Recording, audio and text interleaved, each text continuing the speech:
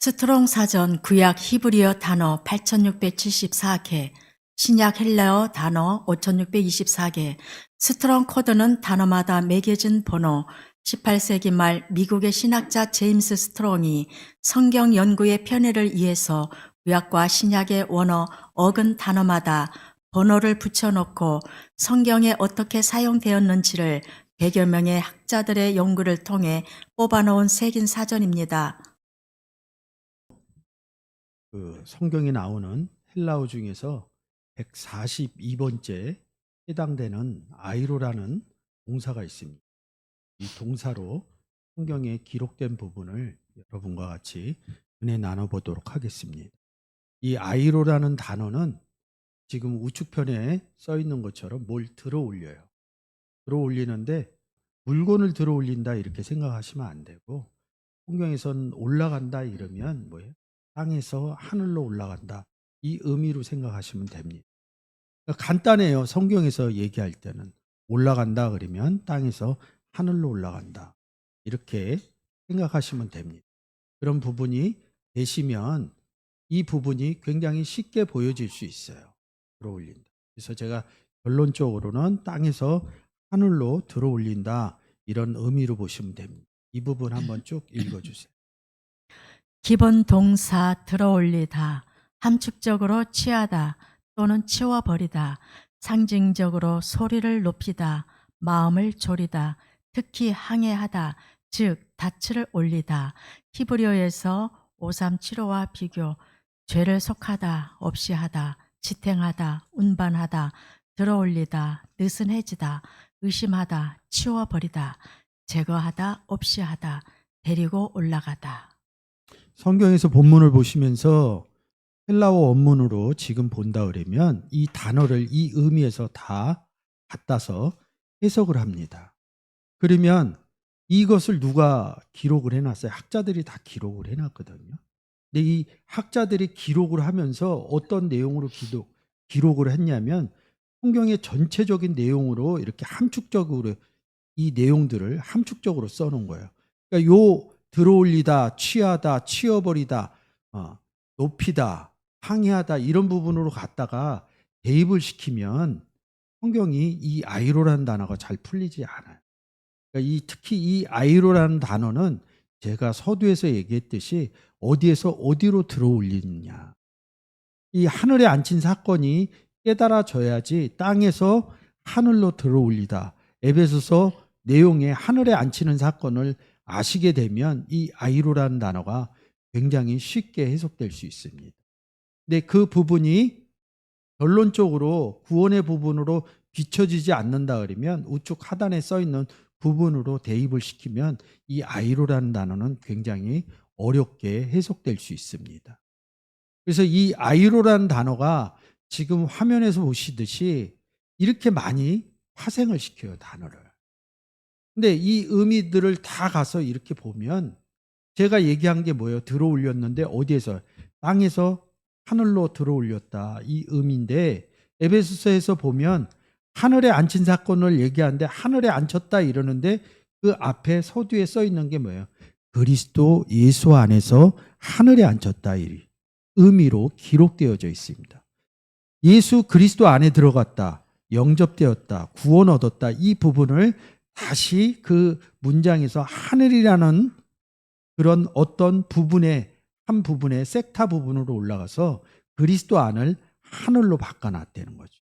성경적인 그 의미로 보여져야지 이 올려주다, 들어 올리다 이 부분이 이게 구원 부분으로 이루어져 있는 단어구나.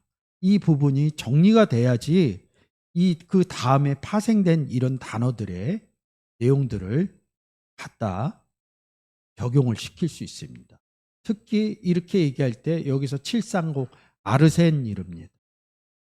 그러면 땅에서 하늘로 들어 올렸다 이런 표현을 쓰는데 누가 들어 올려줬냐 이거죠. 누가 들어 올려줬겠어요? 그리스도 안으로 들어갈 수 있는 방법, 하늘에 앉힐 수 있는 방법은 예수 그리스도만이 해줄 수 있다는 거죠. 근데 이 아르센이라는 단어가 어디에 쓰이냐면 남편인 그리스도 이릅니다. 남편 할 때 쓰는 겁니다. 남자 할 때. 중매된 거죠. 우리가 예수 그리스도를 만나서 영접받은 것을 고린도후서 11장에서 뭐예요? 남편인 예수 그리스도께 중매하려 함이다 이럴 때 이 아르센이라는 단어를 씁니다. 그러니까 이 남편이 예수님이 땅에서 하늘로 들어 올려졌다. 이런 의미들이 해석되어질 수 있다는 거예요. 그런 이 142번에서 하늘에 앉힌 사건, 들어 올리는 사건이 돼야 이 아르센이라는 남자에 가서 고린도후서 11장에 남편인 예수 그리스도 이렇게 해서 연결을 시킬 수 있다는 거죠. 이 기본 단어인 아르센에서 그 의미를 풀어내지 못한다 그러면 이 의미가 살아날 수 없다는 거죠. 어떻게 보면 이 의미의 기본어에서 풀리면 그 다음은 아르센 남자 이런 부분에서 남편인 이 부분에서 단어의 연결성을 찾으면서 성경에서 내용을 설명해 줄 수 있다는 거죠. 그러면 여기서 보는 것처럼 아르티 지금으로부터 어떤 지금으로부터 하늘로 올라간 그 순간서부터 이런 의미로 표현해낼 수 있다는 거죠. 그래서 그리스도 안에 들어가면 50세나 30세나 10세나 가타는 유아 세례 받은 아이도 다 통칭해서 갓난 아기로 얘기한대요. 하늘로 올라간 그 순간서부터 갓난 아이. 젖으로 먹였다 그러죠. 근데 우리는 어떤 눈높이에서 봐요? 세상의 나이의 눈높이에서 본다 이거죠. 근데 성경은 올라간 상태, 하늘에 앉혀진 들려 올라간 상태에서부터 새롭게 출생한 상태로 돌아가서 갓난아이, 그게 지금부터라는 의미로 돌아오게 된다는 거예요. 기본어에서 해결이 되지 않으면 이 부분을 해결할 수 없다는 거죠. 그래서 아이로라는 단어입니다. 요한일서 3장 5절입니다.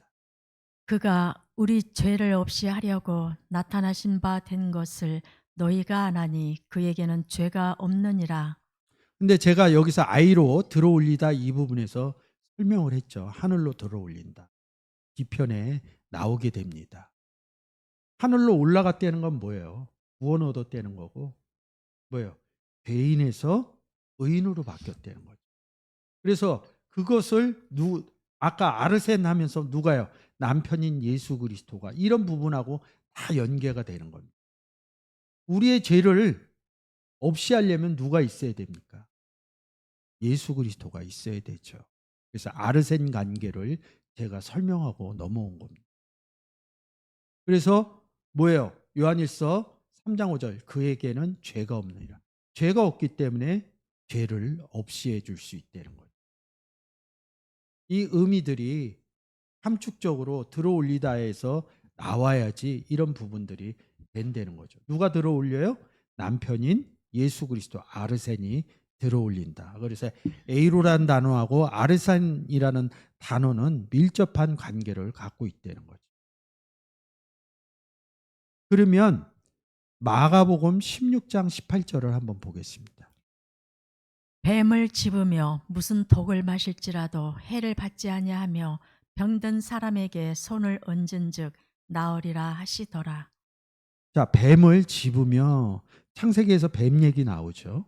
하나님 말씀을 안 듣는 선악과하고 얘기하면서 뱀이죠. 그래서 뱀 사단 이렇게도 얘기를 하지만 그 뱀의 의미는 뭐냐면 구원 얻지 못한 상태를 얘기합니다. 그럼 뱀을 집어갖고 예수 그리스도가 집어갖고 어디요? 사실은 구원을 얻지 못했을 때 죄가 있다 이런 표현도 있지만 짐승으로 따지면 뱀을 얘기를 하는 거거든요. 그래서 뱀을 장대에 단다 이런 의미들이 살아나는 거죠. 뱀을 집어서 집는 순간 뭐예요? 들어 올린다는 의미가 숨겨져 있는 거죠. 그래서 요한일서 3장 5절에서 설명한 의미로 갖다가 생각을 하셔야지 이런 부분들이 연결이 돼서 성경이 풀어질 수 있다는 거죠. 그러니까 이 아이로라는 단어만 보면 좀 어려워요. 어려운데 그 뒤에 이제 에파이로 그래갖고 어디 위로 올렸다 이런 부분에서 풀어집니다. 오전 6장 15절입니다. 너희 몸이 그리스도의 지체인 줄을 알지 못하느냐? 내가 그리스도의 지체를 가지고 장기의 지체를 만들겠느냐? 결코 그럴 수 없느니라. 이 내용도 마찬가지입니다. 이 아이로란 단어에서 파생됐는데 에파이로란 단어가 있어요. 아까 화면에서 전체 나왔을 때 있는 단어입니다. 그래서 제가 에이로가 들어올리다 이런 할 때 제가 설명했을 때 이 에파이로로 설명해 줄 수 있는 겁니다. 사도행전 1장 9절입니다. 이 말씀을 마치시고 저희 보는 데서 올리워 가시니 구름이 저를 가리워 보이지 않게 하더라. 올라갔다면 어디로 올라갔다는 거예요? 구름이 있는 곳이 하늘이죠. 하늘의 의미를 이 부분에서 보셔야지 여러분들이 이 내용들을 알 수 있다는 거죠. 하늘로 올라갔다 이렇게 얘기를 하는 것. 누가복음 18장 13절. 세리는 멀리 서서 감히 눈을 들어 하늘을 우러러 보지도 못하고 다만 가슴을 치며 가로되 하나님이여 불쌍히 여기옵소서 나는 죄인이로소이다 하였느니라. 이 원문으로 이렇게 얘기합니다. 세리는 멀리 서서 뭐예요? 보지 못했다 이럽니다. 멀리 서서 보지 못했다. 이게 다 못 봤다 이런 의미입니다. 근데 뭐예요? 하늘 안으로 못 들어갔다 이런 뜻입니다. 하늘 안에 들어가지 못했기 때문에 눈으로 보지 못했다 이런 뜻입니다. 그러니까 하늘을 그러니까 사람들은 이렇게 생각을 해요. 그냥 하늘을 우러러 봤다. 아, 날씨가 좋아서 하늘을 우러러 봤다. 이런 의미로 보시면 안 된다고. 하늘 얘기가 나오면 이 두 구절을 항상 인용을 하죠. 그리스도 예수 안에서 하늘에 앉힌 사건. 그리스도 예수 안에서 하늘 우편에 앉힌 사건. 그러면 하늘에 앉혔다는 건 하늘에 들어갔다는 거죠. 하늘에 누가 있기 때문에. 하늘에 계신 우리 아버지 이름. 하늘을 보는 게 아니라 하늘을 보았다, 우러러 본다 이런 것은 하늘에 누가 계시는 건 이야기라는 거예요. 우리가 그냥 스카이 하늘을 본다 이런 의미로 해석하면 안 됩니다. 하늘에 하나님이 계시기 때문에, 하늘에 예수 그리스도가 있기 때문에 그것을 보려고 그러는 겁니다. 그래서 마음이 청결한 자는 하나님을 볼 것이요 거룩함과 화평함이 있으면 주를 보리라. 이럽니다. 그 의미에서 봐야지 우리가 스카이 하늘을 본다 이런 의미로 보시면 안 됩니다. 그래서 여기서 콜론을 찍고 이 콜론이라는 게 뭐라고 그랬어요? 제가 이렇게 부연 설명해 준다. 이 문장에 대해서 부연 설명을 해 준다는 거예요. 여기서 나는 보지 못했다는 거예요. 왜? 하늘 안에 못 들어갔으니까. 그래서 에베소서 1장 20절과 2장 6절을 제가 보여드린 거죠. 구원받으면 뭐예요? 하늘에 앉히는 사건. 들어간 사건이죠. 앉아서. 그러니까 못 봤다는 거예요. 왜 못 봐요? 자, 하늘에 아까 에베소서 2장 6절하고 1장 20절에 예수 그리스도 안에서 하늘에 앉혔다 이러면 뭐예요? 구원 얻은 상태죠. 구원 얻은 상태는 뭐예요? 죄인이 아니죠. 의인이죠. 그 의미를 죄인이 아니다 이런 의미를 생각하시고 여기서 설명을 해 주는 겁니다. 뭐예요? 나는 뭐라 그래요? 죄인이라는 거예요. 죄인이기 때문에 하늘에 들어가지 못한 거예요. 그 의미로 이 내용을 해석을 해야 된다는 거예요. 근데 이게 세리가 자책하는 나는 잘못했어요 막 이렇게 하고 회개하는 의미로 성경을 보면 안 된다는 거죠. 구원의 의미로 보셔야 된다는 거죠. 그러니까 여러분들이 생각하는 내용하고 좀 많이 다른 거죠. 하늘에 들어갔느냐 못 들어갔냐. 이 세리는 못 들어갔기 때문에 이렇게 얘기하는 거거든요. 나는 죄인이다. 못 들어갔으니까. 하늘에 앉혀지지 못했으니까 나는 죄인이다. 이런 의미로 얘기를 합니다. 세리는 뭐야? 멀리 섰다 이럽니다. 멀리 있다는 의미가 하늘하고 떨어져서 멀리 있다는 게 아니라 에베소서 2장 11절서부터 13절까지 보겠습니다. 그러므로 생각하라. 너희는 그때의 육체로 이방인이요 손으로 육체에 행한 할례 당이라 칭하는 자들에게 무할례 당이라 칭함을 받는 자들이라. 그때에 너희는 그리스도 밖에 있었고 이스라엘 나라 밖에 사람이라. 약속의 언약들에 대하여 외인이요 세상에서 소망이 없고 하나님도 없는 자이더니 이제는 전에 멀리 있던 너희가 그리스도 예수 안에서 그리스도의 피로 가까워졌느니라. 12절에 그때 너희는 그리스도 밖에 있었고 우리는 그리스도 안에 있죠. 그때를 보시면 됩니다. 그때 그리스도 밖에 있을 때 이방인이라고 그럽니다. 13절에 와서는 뭐예요? 에베소서 2장 1절에 허물과 죄로 죽었던 너희를 살렸다. 그러면 살린 시점, 현재 시점이 있죠. 그 시점에 전에 과거 시점은 뭐예요? 전에 너희는 전에 뭐예요? 위로 보면 이방인요. 12절로 보면 뭐예요? 그리스도 밖에 있고. 그럴 때 그리스도 밖에 있을 때가 어제요? 멀리 있을 때 이런 뜻입니다. 이 단어가 마크로땐 이릅니다. 멀리 있다. 이 멀리 있다 이런 뜻이 뭐예요? 그리스도 안에 들어가지 못했다. 거리를 얘기하는 게 아닙니다. 밖에 있었다 이런 의미라는 거죠. 그래서 13절에 뭐예요? 너희가 전에 멀리 있었어요. 근데 예수 그리스도가 와서 허물과 죄로 죽어있던 너희를 살리니까 뭐예요?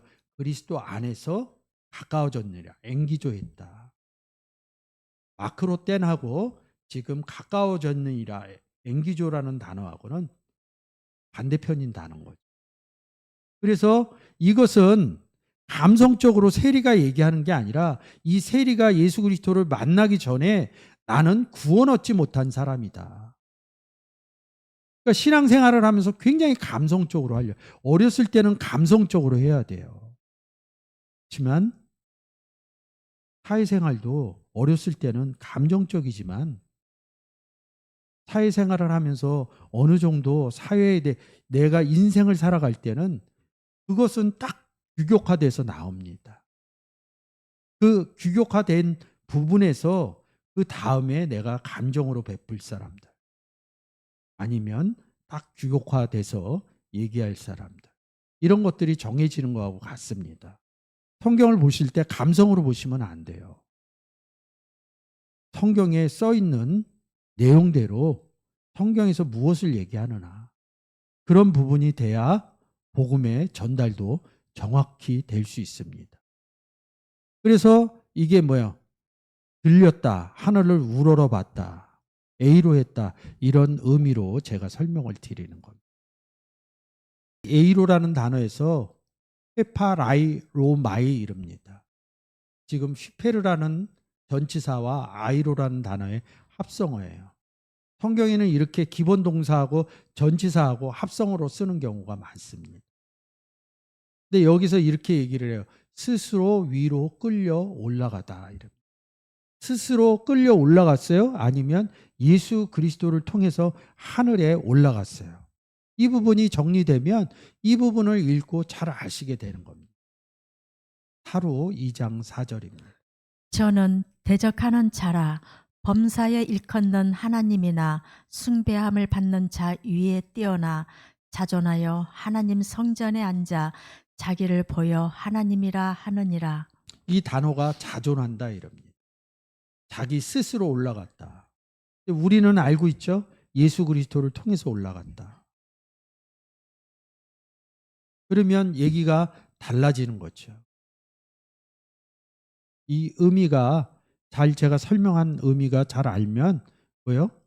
고린도후서 12장 7절이 저절로 아시게 됩니다. 고린도후서 12장 7절입니다. 여러 계시를 받은 것이 지극히 크므로 너무 자고하지 않게 하시려고 내 육체의 가시 곧 사단의 사자를 주셨으니 이는 나를 쳐서 너무 자고하지 않게 하려 하심이니라. 바울의 얘기죠. 그러면 사루 2장 4절에서 자존하다 이 스스로 끌려 올라가지를 않았다는 걸 알면 뭐요? 나는 너무 작고 예수 그리스도의 은혜로 된 것이다. 하나님 은혜로 된 것이다. 그래서 이 뒤에서 뭐라 그래요? 내 은혜가 내게 족하도다. 이렇게 기록되어져 있는 거지요. 이 의미가 잘 아시게 되면 자고하지 않게, 그러니까 막 스스로 뭐 이런 게 아니라 예수 그리스도로 말미암아서 모든 것이 이루어졌구나. 이 부분만 알게 되면 자고하지 않겠죠. 그리고 내가 하나님이라 이렇게 얘기 안 하겠죠. 우리가 내가 하나님이다 이렇게 얘기하는 사람들을 뭐라 그래요? 이단이라고 그러는 거죠. 예수 그리스도의 은혜로 됐다 그러면 내가 하나님이라는 그런 내용은 쓰지 않겠죠. 이 에이로라는 단어는 뭐야? 들어 올려지는데 누구를 통해서? 예수 그리스도를 통해서 들어 올려진다. 이런 의미를 잘 생각하시면 되겠습니다. 근데 이 단어 중에서 나오는 단어가 있는데 여러분들이 성경에서 잘 아시는 떡, 진설병, 오병이어 기적 이 얘기할 때 왜 오병이어로 떡을 나눠줬나? 들어 올리려고요. 에이로 하려고.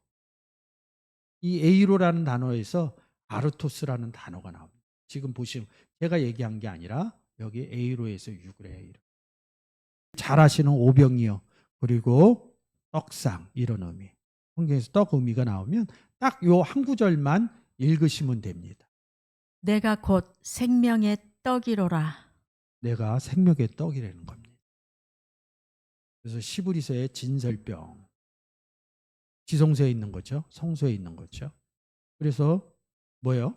지금 화면에 보시는 것처럼 6장에서 이 떡 얘기를 굉장히 많이 6장 50절 한번 읽어주세요.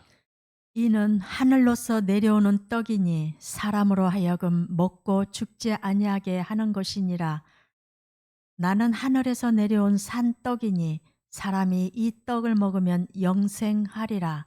나의 줄 떡은 곧 세상의 생명을 위한 내 살이로라 하시니라. 50절 51절 읽었죠. 본문 볼 때 이것을 못 가져갑니다. 50절 51절 읽을 때 만나 사건 얘기하면서 만나 대신 떡 얘기하는 거죠. 하늘에서 떡이 막 내려와요. 요한복음 3장 13절에서 뭐라 그래요? 인자 외에서는 하늘에서 내려온 자가 없다. 그리고 뭐요? 하늘로 올라간 이 의미가 되면 왜 여기서 떡 얘기를 하는지. 그러면 이 떡이 어디에서 내려온다고요? 하늘에서 내려와서 어디로 올라가요? 하늘로 올라가 있죠. 여기서 하늘에서 내려왔다 이런 의미가 있죠. 그럼 하늘에서 내려오면 어디로 내려와요? 땅으로 내려와죠. 그럼 땅으로 내려와서 끝이에요? 아니요. 땅에서 하늘로 올라가잖아요. 그 뒷 의미가 숨겨져 있다는 거죠. 이 에이로란 단어가 풀어지면 이런 부분들을 저처럼 연결해서 얘기할 수 있는 거죠. 이 떡이 땅에 내려와서 에이로 하는구나. 그래서 이 아르토스는 에이로라는 단어에서 온 것이구나. 이런 의미로 여러분들이 볼 수 있다는 거죠. 오늘 이 시간 아르토스에 대해서 여러분과 같이 얘기를 나눴습니다. 고린도전서 6장입니다. 14절 한번 읽어주세요. 하나님이 주를 다시 살리셨고 또한 그의 권능으로 우리를 다시 살리시리라. 하나님이 주를 살리셨고 근데 빨간색으로 박스를 쳐놨죠. 여기도. 근데 여기는 동사 직설벌 과거 이렇게 해놨습니다. 근데 여기 똑같은 에게이로 이런 단어를 쓰는데 동사 직설법 미래 이렇게 썼습니다. 주를 살렸어요? 누가 빠졌어요? 우리가 빠졌죠. 하나님이 주를 살리셨고 이럽니다. 근데 이 6장의 내용은 무슨 내용이냐면 심판하고 다른 복음 전하는 사람한테 자꾸 끌려가는 거예요. 그래서 너희는 그리스도의 지체다 이런 부분들을 이 고린도전서 6장에서는 이야기하고 있는 거죠. 그래서 지금 여기는 과거고 여기는 미래예요. 주를 살렸고 우리를 살렸다 이럽니다. 사실은 우리를 살렸고 우리를 다시 살리리라 이럽니다. 한 번 살았는데 또 살아요? 이런 부분이 좀 다르죠. 그래서 제가 마태복음 6장 11절 12절로 좀 설명을 드리겠습니다. 오늘날 우리에게 일용할 양식을 주옵시고 우리가 우리에게 죄 지은 자를 사하여 준 것 같이 우리 죄를 사하여 주옵시고. 자, 이 내용이 주기도문하죠. 주기도문의 내용이죠. 주기도문 누가 해요? 오늘 저와 여러분들이 주일이 돼서 예배 드리러 와서 예배 중에 뭐예요? 주기도문 했죠. 그러면 교회 나왔다는 것은 예수 그리스도를 영접했다는 거고, 예수 그리스도를 영접했으면 뭐예요? 구원 얻었다는 거고, 죄인에서 의인으로 바뀌었다는 우리가 된 거죠. 해몬이 된 거죠. 근데 11절에 오늘날 우리에게 일용할 양식을 주옵시고 이럽니다. 여러분들 식사하고 나오셨죠? 옛날처럼 50년대, 60년대, 70년대, 80년대처럼 저희 나라가 먹질 못하지를 않아요. 일용할 양식이 없지 않아요. 일용할 양식이 없으면 나라에서 그 어려운 사람들을 도와줍니다. 한 달에 한 번씩 10kg 쌀을 주고 그러더라고요. 그래서 일용할 양식이 무엇이냐? 그것을 6장 12절에 설명을 하고 있습니다. 그래서 제가 노랗게 우리에게 할 때는 구원 얻은 나를 얘기한 겁니다. 12절 우리가 우리에게 죄 지은 자를 사하여 준 것 같이, 이 우리가는 누구냐면 나에게 복음 전해준 우리. 그도 저보다 먼저 예수 그리스도를 영접해서 우리에게가 된 거죠. 저에게 복음 전했던 사람을 우리가 합니다. 그 우리가가 저에게 예수 믿으세요 해갖고 우리가 죄 사함을 받은 겁니다. 그게 이 지금 여기에서 다시 과거입니다. 우리에게는. 이 성경에서 헬라어에서 과거를 쓰면 구원의 의미가 숨겨져 있습니다. 그래서 우리가 죄사함을 받았어요. 예수 그리스도를 영접해서. 그 다음에 뭐 하냐고요. 요한복음 15장에서 죄사함을 받으면 아버지 농부여 예수 그리스도 참포도나무여 그리고 우리는 가지예요. 이게 죄사함 받은 상태입니다. 그 다음에 뭐예요? 다시 예수 그리스도를 전해서 열매를 맺는 거죠. 예수 그리스도를 전한다는 건 뭐예요? 예수 그리스도가 없는 사람에게 예수 그리스도를 주는 것은 죄 사함하는 역할입니다. 여기서 우리는 요한복음 15장의 열매와 같은 사람이란 거죠. 우리가 죄 사함 받아서 뭐예요? 복음을 전해서 죄를 사해 주는 내용을 6장 12절에서 얘기를 한 거죠. 그래서 다 우리라고 써 있지만 우리의 형태는 다른 거죠. 나에게 복음을 전해준 사람은 우리가, 우리의 입장은 뭐래요? 우리에게, 우리가 복음을 전하면 뭐야? 우리 죄를 사여 주옵시고, 이런 의미로 해석이 된다는 거죠. 그래서 그 의미로 여기는 뭐야? 우리를 다시 살리시고 뭐예요? 복음을 전해서 예수 그리스도 없는 사람을, 죄와 허물로 죽었던 사람을 살리는 부분을 얘기하는 겁니다. 그래서 그의 권능으로 앞으로 복음 받을 사람들을 다시 살리시고, 이 의미로 해석이 되어져 있는 겁니다. 그러니까 이 14절 한 부분 갖고 설명하면 이거 설명해내지 못합니다. 제가 마태복음 6장 11절 12절로 여러분께 설명을 드린 겁니다. 이 의미 더 잘 아시겠죠? 제가 항상 많이 했으니까. 살리는데 어떻게 살려요? 허물과 죄로 죽었던 너희를 살린다. 이 의미로 받아들이셔야 됩니다. 15절입니다. 너희 몸이 그리스도의 지체인 줄을 알지 못하느냐? 내가 그리스도의 지체를 가지고 장기의 지체를 만들겠느냐? 결코 그럴 수 없느니라. 자, 14절에서 뭐 했어요? 다시 살리는 사건이죠. 근데 15절 와서 그리스도의 지체로 만든다, 이런 뜻입니다. 14절에서 다시 살린다는, 창기의 지체는 만들지 않는다, 이런 뜻입니다. 근데 이 15절에 뭐예요? 너희 몸이 그리스도의 지체인 줄 알지 못하느냐. 14절로 가서 살리는 의미가 알면 그대로 아는 거죠. 근데 너희 몸 얘기를 많이 합니다. 6장에서. 근데 19절에 그 답을 집어넣어놨어요. 19절 부탁드립니다. 너희 몸은 너희가 하나님께로부터 받은 바 너희 가운데 계신 성령의 전인 줄을 알지 못하느냐? 너희는 너희의 것이 아니니라. 우리가 왜 그리스도의 지체예요? 19절에 하나님께로부터 너희가 몸을 받았기 때문에 우리가 그리스도의 지체가 되는 거죠. 고린도전서 15장에서도 그리스도의 지체의 각 부분이다 우리한테 이렇게 말씀하고 계시죠. 근데 우리는 이 요한복음 6장 19절이 굉장히 낯설어요. 읽지를 않았기 때문에. 요한복음 3장 16절에서 우리가 예수 그리스도를 영접할 때 요한복음 1장 12절과 요한복음 3장 16절을 많이 얘기합니다. 요한복음 3장 16절에서 하나님이 세상을 이처럼 사랑하사 독생자인 예수 그리스도를 주셨다. 예수 그리스도를 영접했다. 그런데 뭐예요? 아까 19절에서 얘기해. 너희 몸은 하나님께로부터 받았다. 그럼 누구의 몸을 받았다는 거예요? 예수 그리스도의 몸을 받았다는 겁니다. 우리는 그냥 예수 그리스도만 그냥 영접한 줄을 알았는데 예수 그리스도의 몸도 받았다. 그래서 한 몸이 되었다. 주도 하나요? 몸도 하나요? 이 의미로 성경에서 기록되어져 있는 거죠. 그래서 우리는 누가 한 몸이 되어 있는 거예요? 예수 그리스도와 한 몸이 되어 있다는 것을 여러분들이 잘 아셔야지 그 뒷부분들이 잘 아시게 되는 겁니다. 이 부분을 잘 아셔야지 이 뒷부분에서 얘기하는 창기 합하는 자는 한 몸인 줄 알지 못하느냐 이렇게 얘기를 해요. 뭐요?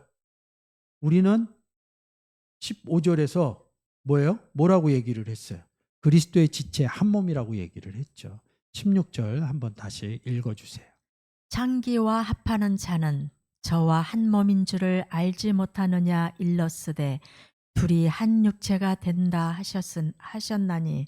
제가 15절에서 몸이 하나다 이렇게 얘기를 했죠. 에베소서 4장 4절에 몸이 하나요? 성령도 하나다. 로마서 12장 4절에서 뭐예요? 이와 같이 5절에 우리 많은 사람, 어느 많은 사람? 그리스도 안에 있는 많은 사람을 얘기하는 겁니다. 그냥 에브리바디 많은 사람을 얘기하는 거 아닙니다. 구원 얻지 못한 사람을 얘기하는 게 아닙니다. 우리 많은 사람 이렇게 하면서 제가 지금 설명한 내용이 뭐야? 그리스도 안에서 한 몸이 되었다.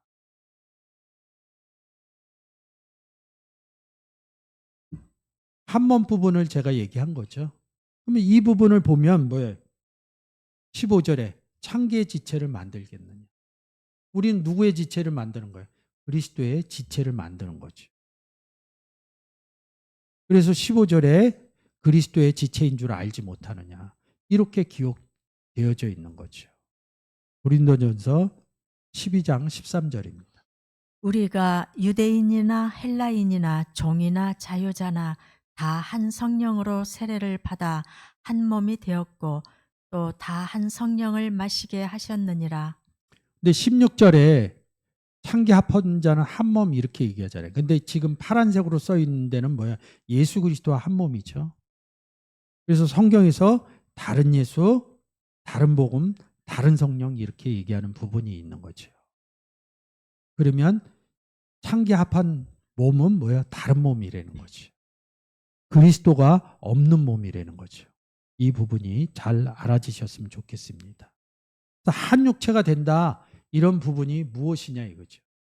한 육체가 된다. 에베소서 2장 14절에 이런 의미를 기록해 놓은 거죠. 둘이 한 육체가 된다. 에베소서 2장 14, 15, 16절입니다. 그는 우리의 화평이신지라 둘로 하나를 만드사 중간에 막힌 담을 허시고 원수된 것 곧 의문에 속한 계명의 율법을 자기 육체로 폐하셨으니 이는 이 둘로 자기의 안에서 한 새 사람을 지어 화평하게 하시고 또 십자가로 이 둘을 한 몸으로 하나님과 화목하게 하려 하심이라. 원수된 것을 십자가로 그 안에서 소멸하시고. 자, 16절에서 보면 이 몸이라는 단어는 소마입니다. 그리고 육체라는 단어는 사르크스예요. 다르게 써요. 그래서 뭐 소재하다 막 이렇게 막 여러 해석을 하는데 이 6장 16절에서 이 몸은 육체다 이 의미로 성경적으로 정리를 해 놓은 겁니다. 그러니까 사르크스를 쓰나 소마를 쓰나 같은 의미라는 거죠. 살과 육체, 살과 몸.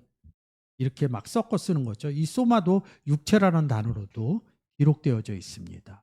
이 부분이 잘 알아지셔야지 얘기가 되는 거죠.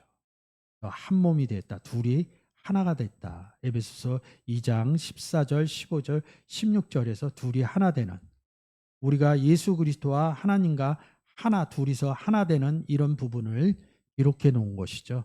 근데 예수 그리스도가 없어서 죄인인 사람도 육체와 한 몸이 되는, 창기와 합쳐서 한 몸이 됐다. 우리는 누가 합쳐서요? 성령이신 하나님과 합쳐서 한 몸이 됐다. 몸 얘기를 했어요.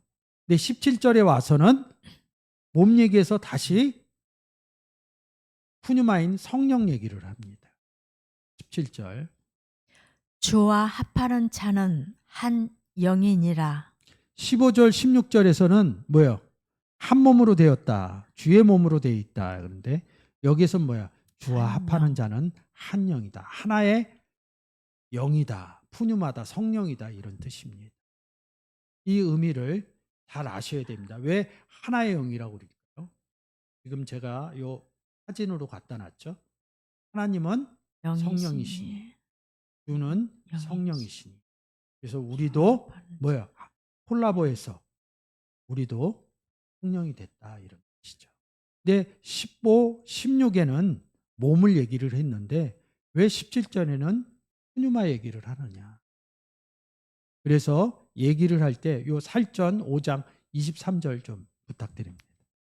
평강의 하나님이 친히 너희로 온전히 거룩하게 하시고 또 너희 온 영과 혼과 몸이 우리 주 예수 그리스도 강림하실 때에 흠 없게 보존되기를 원하노라. 성경에서는 2분설, 3분설 하는데 신학적으로는 3분설입니다. 세 개로 갈라진 게 아니라 안에 저희를 표현할 때 영, 혼, 몸 이 세 가지가 들어있다는 게 아니라 사람을 표현할 때 어떨 때는 영, 어떨 때는 혼, 어떨 때는 몸. 그래서 몸의 구원도 얘기하는 거고요. 지금 보시는 푸시케의 구원도 하는 거고요. 몸의 영의 구원도 얘기를 하는 겁니다. 그래서 영을 쓸 때는 그 뒤에 푸시케와 소마가 숨어져 있는 거고요. 푸시케를 쓸 때는 그 뒷면에 푸뉴마와 소마가 숨어져 있는 거예요. 소마를 쓸 때도 뭐예요? 그 뒤편에 영과 혼이 숨겨져 있다는 거죠. 몸이 구원받았다 그러면 영과 혼은 구원 안 받았어요? 몸 구원받으면 영과 혼도 구원받은 겁니다. 영이 구원받으면 혼과 몸도 구원받은 겁니다. 그래서 뭐예요?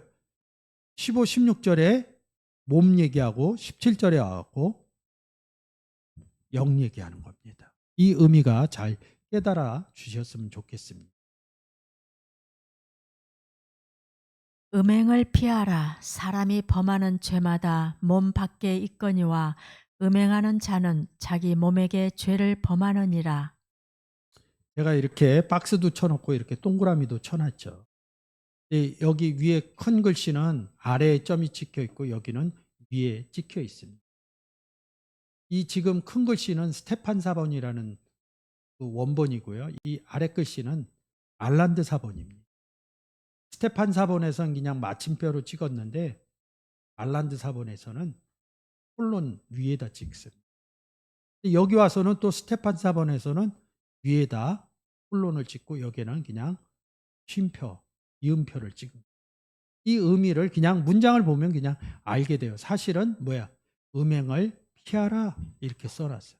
그리고 문장이 끝난 겁니다. 그 뒤에서 이렇게 설명을 해주는 겁니다. 콜론이라는 의미 다시 한번 보고 부연 설명해 주는 거예요. 근데 왜 음행을 피하라고 그래요? 지금 싸우는데 우리는 그와 함께 된 한 영이 된 그런 상태죠. 그리고 우리는 뭐요? 한 몸으로 이루어져 있는 거죠. 음행을 하면 몸 밖에 있다 이런 뜻입니다. 이 의미가 잘 살아나셔야 돼요. 그런 사람들은 뭐예요? 죄를 범한 상태다. 음행을 하면 죄를 범한 상태다. 이런 의미로 설명을 하는 거죠. 그래서 이 음행이라는 단어가 포르네이아 이럽니다. 여러분들이 보시면 잘 아세요. 이 단어가 건너편이라는 단어에서 나옵니다. 이 단어는 예수 그리스도가 여기서 복음을 전하고 다른 마을로 갈 때 건너편으로 가다. 특히 어디에서 많이 나오냐면 바다. 바다가 어디에? 예? 갈릴리 바다 건너편으로 건너갔다. 있을 때 꼭 이 단어가 나옵니다. 그 의미를 또 여기서 알아지면 아시게 되는 거죠. 그래서 거래하다 이런다. 여러분들은 뭐 갖고 거래하고 장사하실 거예요? 저는 예수 그리스도를 모시고 전해서 거래하고 장사할 겁니다. 누구에게? 음행하는 사람들에게. 간음하는 사람들에게. 이것을 구절구절 가서 설명하기보다는 뭐예요? 그 의미가 살아나야죠. 음행하는 게 뭐예요? 그러니까 성적인 의미를 얘기할 수도 있겠지만 음행의 기준은 뭐예요? 결혼한 사람이 배우자가 아닌 사람을 만나는 것을 음행이라고 그럽니다.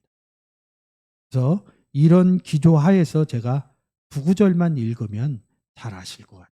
고린도후서 11장 2절입니다.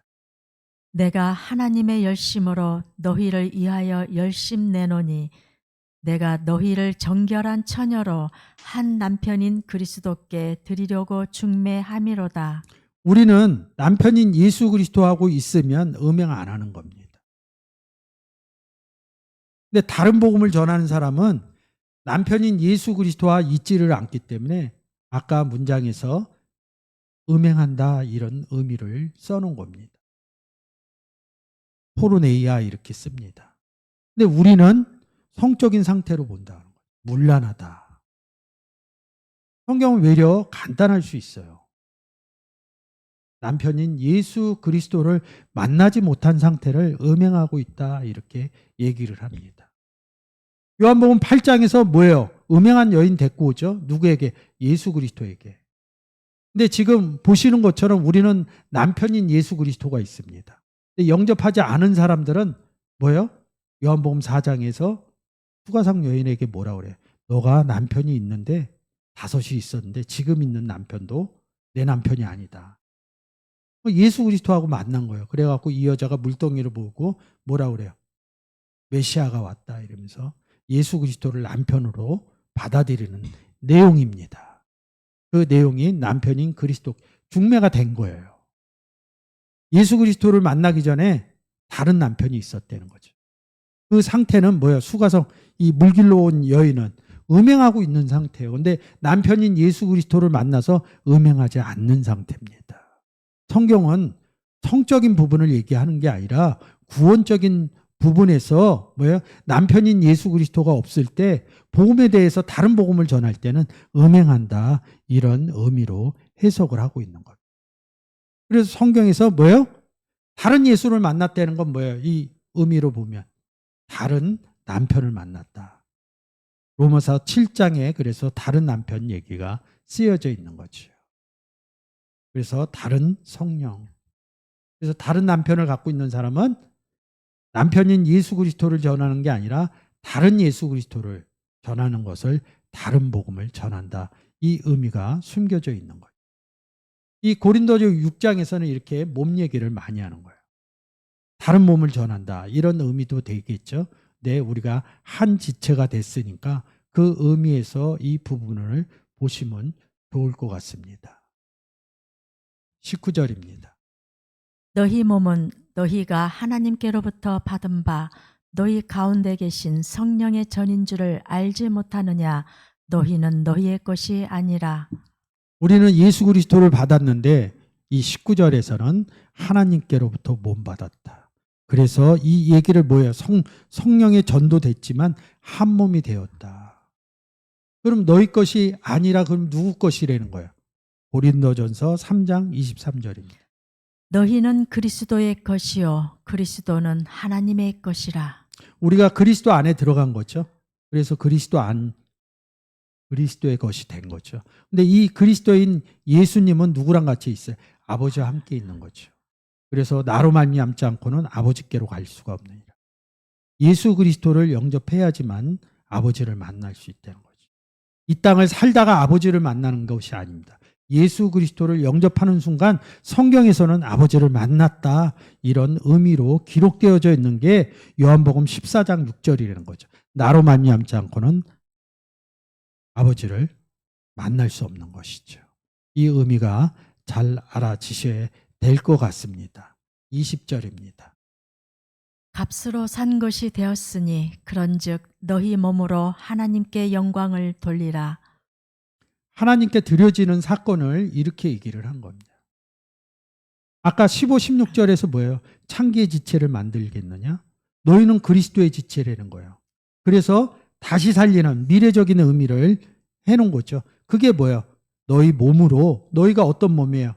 한 몸 된 그리스도의 지체가 된 몸으로 뭐예요? 복음 전에서 뭐예요? 하나님께 영광 돌리라. 너희 몸을, 그래서 몸 기준으로 해서 로마서 12장 1절에 너희 몸을 하나님의 기뻐하는 거룩한 산제사로 드려라. 이게 영광 돌리는 겁니다. 그래서 영광, 독사죠. 독사 이럴 때 제가 많이 인용하는 기본적인 구절이죠. 마태복음 5장 14절, 15절, 16절입니다. 너희는 세상의 빛이라. 산 위에 있는 동네가 숨기우지 못할 것이요 사람이 등불을 켜서 말 아래 두지 아니하고 등경 위에 두나니 이러므로 집안 모든 사람에게 비치느니라. 이같이 너희 빛을 사람 앞에 비치게 하여 저희로 너희 착한 행실을 보고 하늘에 계신 너희 아버지께 영광을 돌리게 하라. 우리가 빛이신 예수 그리스도 안에 들어가서 우리가 빛이 된 거죠. 그래서 하나님도 빛이시오 이럽니다. 그래서 우리 보고 뭐라 그래요? 세상의 빛이라 이렇게 얘기하는 거죠. 그래서 16절에 너희 빛을 사람 앞에 비춰서, 그래서 14절에서 너희가 세상에, 그 16절에서 너희 빛을 할 때 제가 그 빛 얘기하는 게 아니라 우리 안에 계신 예수 그리스도의 빛을 영접하지 못한 사람들, 구원받지 못한 사람들, 예수 그리스도가 없어서 죄인인 사람들에게 우리가 가서 예수님 믿으세요 하는 것이 뭐야? 너희 빛을 사람들 앞에서 비치게 하여, 그것이 우리의 이 땅의 삶의 착한 행실이라는 거죠. 그래서 전하면 우리가 전했던 사람이 예수 그리스도를 믿어요. 믿게 되면 구원 얻은 거죠. 그러면 이 사람을 어디로 데리고 가요? 앞에서 얘기한 것처럼 하늘에 앉힌 사건. 하늘에 누가 계셔요? 하늘에 계신 우리 아버지. 그래서 이 사람을 예수 그리스도를 통해서 하늘로 데리고 올라가는 거죠. 그래서 하늘에 계신 너희 아버지께 영광 돌리게 하라 이런 겁니다. 영광 돌리는 건 뭐예요? 복음을 전해서 예수 그리스도가 하늘로 데리고 하나님께로 가는 내용이 아버지께 영광 돌린다는 거죠.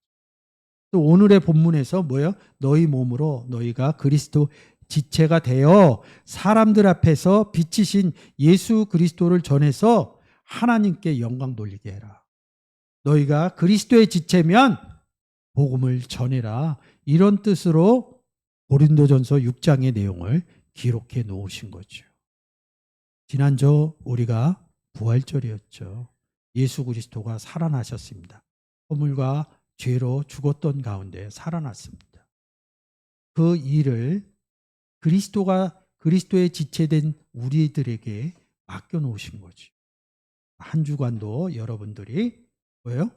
하나님께 영광 돌리는, 그리스도의 지체가 되었다면 하나님께 영광 돌리는 한 주간의 삶이 이루어지시길 주의 이름으로 축원드립니다.